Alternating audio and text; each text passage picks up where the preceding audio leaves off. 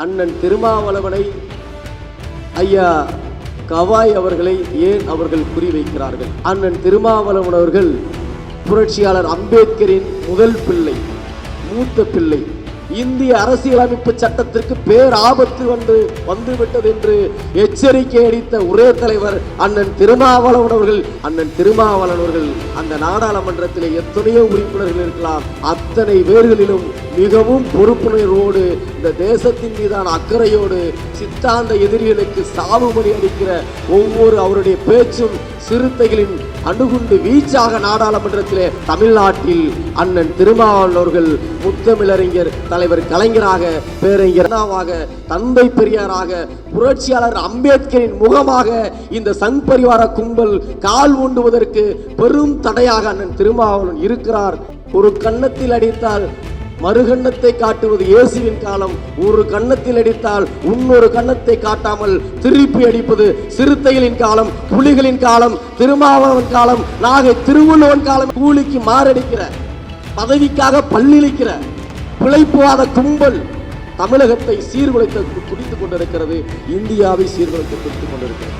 எப்போதும் இந்த மக்களை நேசித்துக் கொண்டிருக்கக்கூடிய தலைவராக, நாடி நரம்பு ரத்தமும் சதையுமாக எப்போதும் இந்த மக்களை பற்றி எண்ணிக்கொண்டிருக்கக்கூடிய எழுச்சி தமிழர் அண்ணன் திருமாவளவன், நாகை திருவள்ளுவன் போன்ற தலைவர்களை நாம் பாதுகாக்க வேண்டிய கடமையும் பொறுப்பும் நமக்கு இருக்கிறது.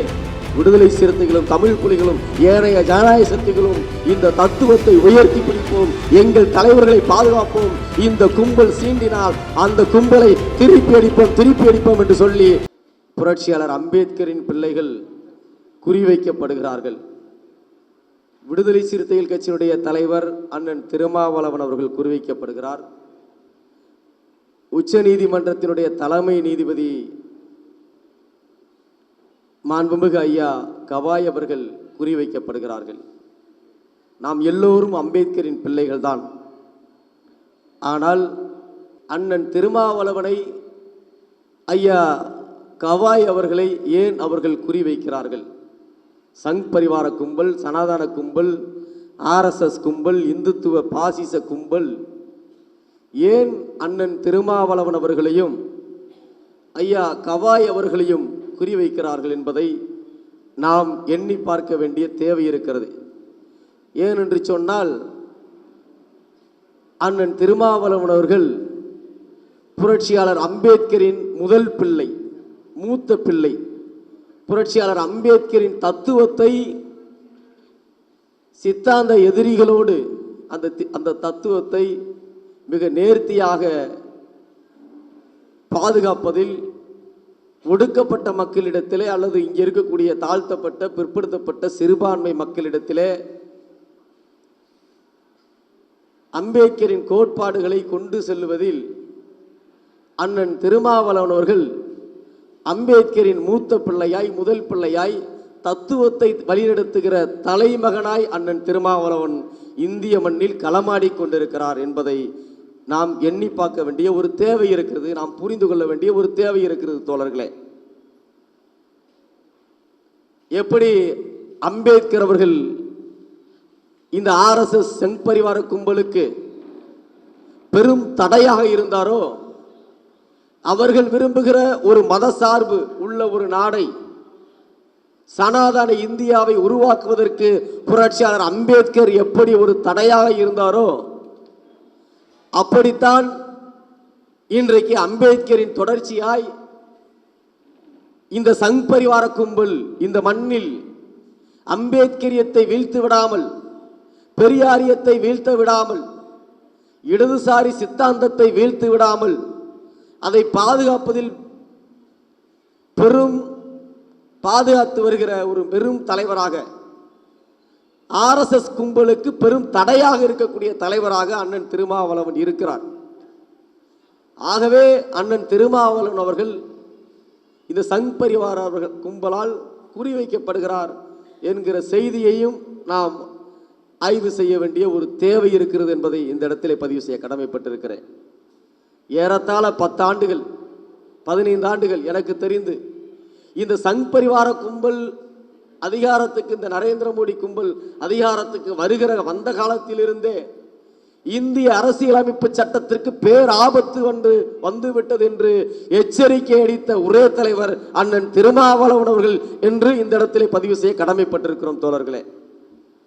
ஏறத்தாழ அண்ணன் திருமாவளவன் அவர்கள் தான் இந்த கருத்தை தொடர்ச்சியாக சொல்லிக்கொண்டே இருக்கிறார். அந்த கருத்து உண்மை என்பதையும் பல இடங்களிலே சான்றுகளோடு அண்ணன் அவர்கள் நிரூபித்திருக்கிறார் தோழர்களே.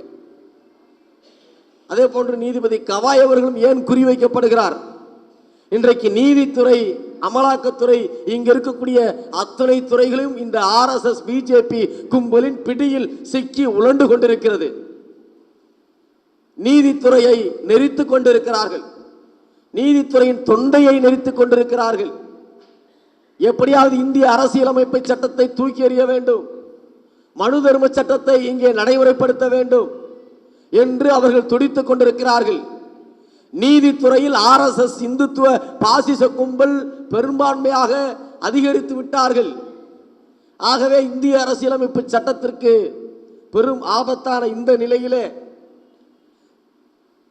மாண்புமிகு நீதியரசர் ஐயா கவாய் அவர்கள் நீதித்துறையிலும் இப்படி ஒரு அநீதி நடப்பதை, அதுவும் இந்தியாவின் தலைமை நீதிபதி நீதித்துறையினுடைய RSS அந்த ஆதிக்கத்தை அம்பலப்படுத்தி வருகிறார். தொடர்ச்சியாக அவர் நீதிபதி பொறுப்பேற்றவுடனே எத்தனை நீதிபதிகள் பதவிகளுக்காக RSS சங் பரிவார கும்பலுக்கு ஆதரவான தீர்ப்புகளை வழங்கி இருக்கிறார்கள் என்று ஐயா கவாய் அவர்கள் அம்பலப்படுத்தி இருக்கிறார்கள், சுட்டி காட்டி இருக்கிறார்கள். ஆக இது அம்பேத்கரின் பிள்ளைகளாக இருக்கக்கூடிய இந்த தலைவர்கள் இந்த சங் பரிவார கும்பலுக்கு பெரும் தடையாக இருக்கிறார்கள். சொல்ல வேண்டும் என்று சொன்னால் ஏராளமான செய்தி இருக்கிறது. எனக்கு பின்னர் அண்ணன் வன்னியரசு அவர்கள் பேச வேண்டி இருக்கிறது, அண்ணன் பசும்பொன் பாண்டியன் அவர்கள் பேச வேண்டி இருக்கிறது. ஏராளமான செய்தியை சொல்லலாம். இன்றைக்கு இந்தியாவிலே எனக்கு சொன்ன தோழர் சொன்னாங்க, அந்த கஜுரோ வழக்கில் நீதிமன்றத்தினுடைய நேரத்தை விரயம் செய்கிற கும்பல், சங் பரிவார கும்பல் தேவையில்லாத வழக்குகளை தாக்கல் செய்து நீதிமன்றத்தினுடைய நேரத்தை, அந்த பொறுப்பு உணர்வை சீர்குலைத்து வருகிறார்கள் தோழர்களே. அதனால்தான் உன்னுடைய கடவுளிடத்திலே நீ போய் கேட்டுக்கொள் என்று ஐயா கவையா அவர்கள் சொல்லுகிறார்கள். அது தேவையில்லாத ஒரு அந்த இடத்துல அந்த வழக்கு. ஆக இவர்கள் உச்ச நீதிமன்றத்தில் இருக்கக்கூடிய நீதிபதி ஒருவர் சனாதன தர்மத்துக்கு எதிரான சித்தாந்தத்தில் இருக்கிறார். அம்பேத்கரின் சித்தாந்தத்தை தாங்கி பிடிப்பவராக, சனாதன தத்துவத்திற்கு நேர் எதிராக ஒருவர் உச்ச நீதிமன்றத்தின் நீதிபதியாக இருக்கிறார் என்பது RSSின் கண்ணில் விரலை விட்டுகிற ஆட்டுகிற ஒரு செய்தி. ஆகவே கவாய் அவர்கள் RSSின் கண்ணிலே, இந்த சங் பரிவார கும்பலின் கண்ணிலே விரலை விட்டு ஆட்டுகிற ஒரு மிகப்பெரிய ஒரு அச்சுறுத்தலாக அவர்களுக்கு தெரிகிறார்கள் தோழர்களே. ஆகவேதான் இவர்கள் தொடர்ந்து குறிவைக்கப்படுகிறார் தோழர்களே. இன்றைக்கு நீதிமன்றமாக இருக்கலாம், அல்லது சட்டமன்றமாக இருக்கலாம், நாடாளுமன்றமாக இருக்கலாம், மக்கள் வரிப்பணத்தில் இயங்கிக் கொண்டிருக்கக்கூடிய அத்தனை நிறுவனங்களிலும் பொறுப்புணர்வோடு பேசுகிற தலைவர்கள் குறைவு.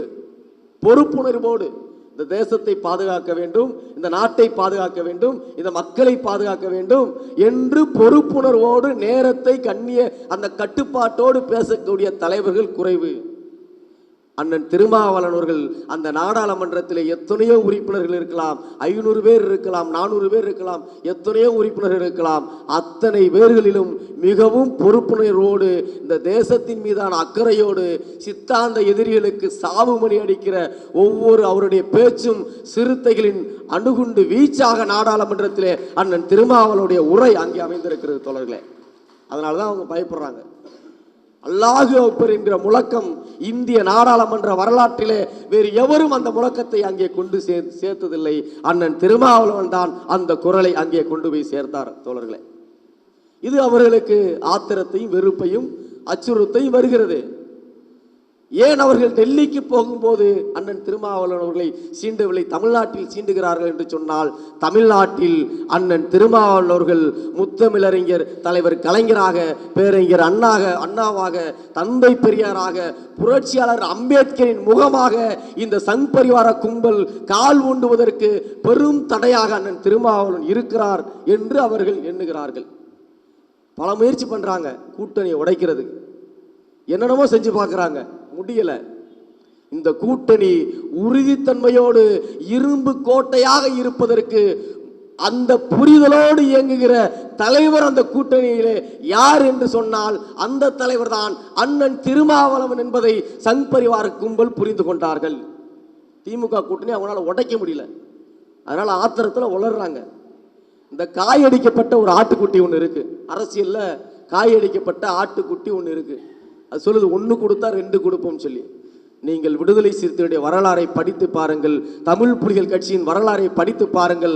அண்ணாமலை ஆட்டிக்குட்டி அவர்களே, ஒன்று கொடுத்தால் இல்லை, ஒரு கன்னத்தில் அடித்தால் மறுகண்ணத்தை காட்டுவது இயேசுவின் காலம், ஒரு கன்னத்தில் அடித்தால் இன்னொரு கன்னத்தை காட்டாமல் திருப்பி அடிப்பது சிறுத்தைகளின் காலம், புலிகளின் காலம், திருமாவளவன் காலம், நாகை திருவள்ளுவன் காலம் என்று இளைஞர் படையை நாங்கள் தயார்படுத்தி கொண்டிருக்கிறோம். ஏதோ சும்மா நாங்கள் மேடை பேச்சுக்காக பேசுதில்ல. யார் நினச்சிக்கிட்டு இருக்கீங்க? எஸ்ஆர் பாண்டியன் யார் தெரியுமா? அதை சொல்ல விரும்பலை. அவர் யாருன்னு அவருடைய வரலாறு எடுத்து படித்து பாருங்க.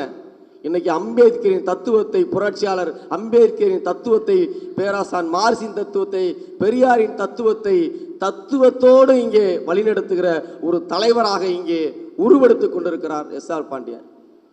அண்ணன் பசுபொன் பாண்டியன் அவர்கள் சாதி வெறியர்களுக்கெல்லாம், மதவெறி கும்பலுக்கெல்லாம், சங்கிகளுக்கெல்லாம் அவர்கள் கண்ணில் விரலை விட்டு ஆட்டிக் கொண்டிருக்கிற அண்ணன் பசுமன் பாண்டியன் இந்த மேடையில் இருக்காரு.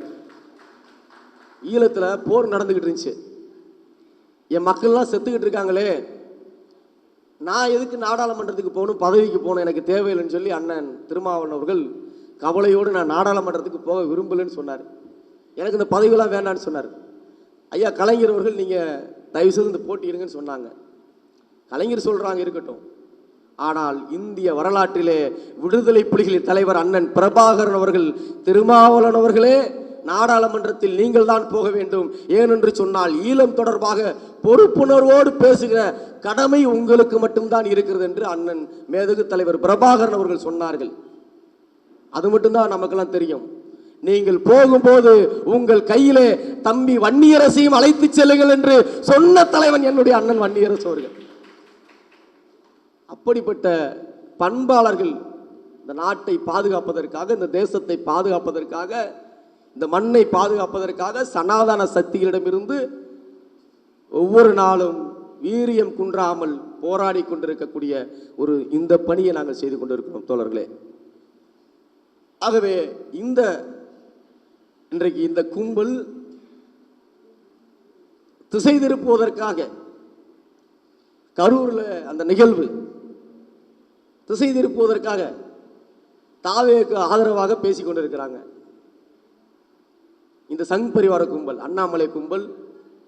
நான் கேட்கிறேன், அண்ணாமலைக்கும் நயினார் நாகேந்திரனுக்கும் மானம் ரோசம் ஏதாவது இருந்துச்சுன்னா புரட்சியாளர் அம்பேத்கர் எழுதிய சூத்திரர்கள் யார் என்கிற வரலாறு அந்த புத்தகத்தை படிங்க. படிக்க மாட்டீங்க. ஏன்னா அவங்களுக்கு தேவை உங்களை மாதிரி கூமுட்டைகளும் குப்பைகளும் தான் அவங்களுக்கு தேவை. சித்தாந்தவாதிகள், அறிவாளிகள், போராளிகள் அவங்களுக்கு தேவையில்லை. உன்னை மாறி பொதி சுமக்குகிற கழுதைகளும் குப்பைகளும் தான் இந்த RSS பிஜேபி கும்பலுக்கு தேவை. கூலிக்கு மாரடிக்கிற, பதவிக்காக பல்லிழிக்கிற பிழைப்புவாத கும்பல் தமிழகத்தை சீர்குலைத்து துடித்துக் கொண்டிருக்கிறது, இந்தியாவை சீர்குலைக்க துடித்துக் கொண்டிருக்கிறது. ஆகவேதான் புரட்சியாளர் அம்பேத்கரின் தத்துவம் தான் இந்த தேசத்தை பாதுகாக்கும். தந்தை பெரியாரின் கோட்பாடு தான் இந்த மண்ணை பாதுகாக்கும். பேராசான் மார்சின் கருத்து தான் இந்த மண்ணின் மக்களுக்கான ஒரு தத்துவம் என்கிற அந்த கோட்பாடோடு நாங்கள் போராடி கொண்டிருக்கிறோம் தோழர்களே. ஆக இந்த கண்டன கூட்டம் என்பது இந்த நெல்லை மாநகரிலே ஒருங்கிணைத்த தோழர்களுக்கு என்னுடைய நெஞ்சார்ந்த நன்றியை சொல்ல கடமைப்பட்டிருக்கிறேன். அதே போன்று ஏதோ நெருக்கடி, ஒரு தீபாவளி நெருக்கடியில் தலைவர்கள்லாம் வந்து விட்டார்கள், பேச வேண்டும் என்கிற அடிப்படையிலே நம்முடைய தாய்மார்கள்லாம் வந்திருக்கிறீர்கள். இந்த கருத்து என்பது இளைய தலைமுறையிடம் போய் சேர வேண்டும்.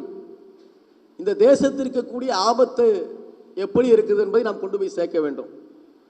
ஏன்னா குறி வச்சுட்டாங்க, அம்பேத்கரை குறி வச்சாங்க. அம்பேத்கர் மட்டும் ஒரு 10 ஆண்டுகள் கூடுதலாக இந்த மண்ணிலே உயிர் வாழ்ந்திருந்தால் இந்த கும்பல் RSS என்கிற ஒரு இயக்கம் இன்றைக்கு இருந்திருக்காது. அவருடைய பணி அப்படிப்பட்ட பணி. அம்பேத்கர் ஒவ்வொரு நாளும் ஒவ்வொரு நொடியும் தூங்காமல் கண் துஞ்சாமல் நாடி நரம்பு தன்னுடைய ரத்தமும் சதையும் எல்லாம் எப்போதும் இந்த மண்ணும் இந்த தேசமும் இந்த மக்களையும் பற்றி சிந்தித்துக் கொண்டு படித்துக் கொண்டு இந்த சனாதன கும்பலுக்கு எதிரான எச்சரிக்கைகளை நாம் அனைவருக்கும் சேர்த்து அம்பேத்கர் ஒருவர் அவருடைய கருத்தியலால் அவருடைய அறிவால் இந்த மண்ணை பாதுகாத்தார், நம்மை பாதுகாத்தார். அம்பேத்கருக்கு அடுத்தபடியாக இப்போது எப்போதும் இந்த மக்களை நேசித்துக் கொண்டிருக்கக்கூடிய தலைவராக நாடி நரம்பு ரத்தமும் சதையுமாக எப்போதும் இந்த மக்களை பற்றி எண்ணிக்கொண்டிருக்கக்கூடிய நம்முடைய தலைவர்கள் அண்ணன் எழுச்சி தமிழர் அண்ணன் திருமாவளவன், நாகை திருவள்ளுவன் போன்ற தலைவர்களை நாம் பாதுகாக்க வேண்டிய கடமையும் பொறுப்பும் நமக்கு இருக்கிறது. சங் பரிவார கும்பல் குறிவைக்க தொடங்கிவிட்டார்கள். கொங்கு மண்டலத்திலே சிம்ம சொப்பனமாக நாகை திருவள்ளுவன் வந்துவிட்டார். விளிம்பு நிலை மக்களை எல்லாம் அரசியல் படுத்துவதற்கு இங்கே பணி செய்ய தொடங்கிவிட்டார் என்று அவர்கள் அங்கேயும் அவர்கள் ஒரு சதிவலை பின்னுகிறார்கள். ஆக திட்டமிட்டே குறிவைக்கிறார்கள். நாம் எச்சரிக்கையோடு நம்முடைய தலைவரை பாதுகாக்க வேண்டிய தேவை இருக்கிறது தோழர்களே. நாம் அண்ணன் திருமாவளவன் அவர்களை பொறுத்தவரை எந்த இடத்திலும் ஒரு ஊசி கூட நுழைய முடியாத அளவுக்கு அவர் அந்த வாய்ப்பை எதிரிகளுக்கு ஒருபோதும் வழங்க முடியாத ஒரு மகத்தான தலைவனாக அண்ணன் திருமாவளவன் இருக்கிறார். ஏன்னா வீக்னஸ் பாயிண்டை வச்சு தான் அவன் அடிப்பான். எந்த வீக்னஸும் கிடையாது, எதுவுமே கிடையாது எங்ககிட்ட. நாங்கள் வெளிப்படையாக இருக்கோம். வருமான வரித்துறை வந்தையா ரைடு பண்ணு, உனக்கு கோபனம் கூட கிடைக்காதுன்னு சொன்ன தலைவர் அண்ணன் திருமாவளவன் அவர்கள். ஏன்னா எங்ககிட்ட இந்த வீக்னஸும் கிடையாது.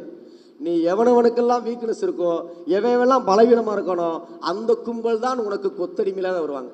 விஜய் கூட உனக்கு கொத்தடிமை தான், புதிய அடிமை.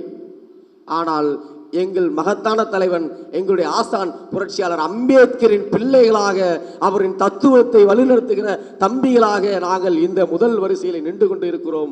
விடுதலை சிறுத்தைகளும் தமிழ் புலிகளும் ஏனைய ஜனநாயக சக்திகளும் இந்த தத்துவத்தை உயர்த்தி பிடிப்போம், எங்கள் தலைவர்களை பாதுகாப்போம். இந்த கும்பல் சீண்டினால் அந்த கும்பலை திருப்பி அடிப்போம் என்று சொல்லி இந்த கூட்டத்தை முன்னெடுத்த தோழர்களுக்கு என்னுடைய நெஞ்சார்ந்த நன்றியும் பணிவார்ந்த வணக்கத்தையும் சொல்லி தமிழ் புலிகள் சார்பில் மீண்டும் ஒரு முறை நன்றியும் பாராட்டுகளையும் சொல்லி விடைபெறுகிறேன். நன்றி, வணக்கம் தோழர்களே.